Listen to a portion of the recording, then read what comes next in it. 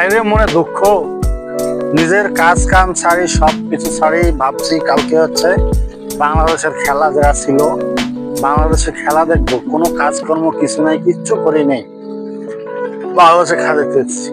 বাংলাদেশের bowling line অত্যন্ত ভালো, এদের বল বিশ্বের যে কোনো দেশ এদের বোলিং লাইনের সঙ্গে কোনো বোলিং লাইন আছে নাই। আর আমার যেটা ধারণা, আমার যেটা মনে হচ্ছে, তারা প্রথম থেকে শেষ অবধি পর্যন্ত ভালো বল করছে, ভালো ফিল্ডিং করছে, তারা অনেক সুন্দর করছে এবং তারা কি করছে পাকিস্তানের উইকেটও তুলে নিয়েছে।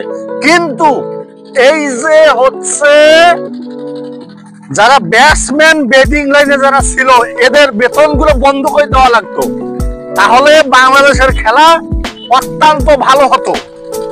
যদি এদের বেতন যদি 1 বছর 2 বছর 3 বছর যদি আটকে রাখা যাইতো যে তোমরা যদি কোনো শিরোপা জেতার পর বেতন পাবে, তাহলে দেখতেন এদের ইচ্ছা শক্তি, এরা সর্বোচ্চ চেষ্টা করে বাংলাদেশে কাপ এবার নিয়ে আসতো। 25 সালে এশিয়া কাপ নিয়ে আসতো।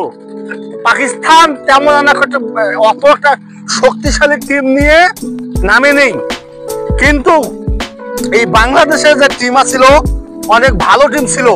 এদের ম্যানেজমেন্টের সমস্যা আছে, এদের ব্যাটিং লাইনের সমস্যা আছে। এই সমস্যাগুলো যদি এরা সলভ না করে, তুলে ধরে যদি না করে, তাহলে বাংলাদেশ আদৌ যতদিন পর্যন্ত বাংলাদেশ ক্রিকেট টিম থাকবে কোনো কাপ নিয়ে আসতে পারবে না। এটা আপনারা আমার কথার সাথে মিলিয়ে নেবেন। ধন্যবাদ সবাইকে।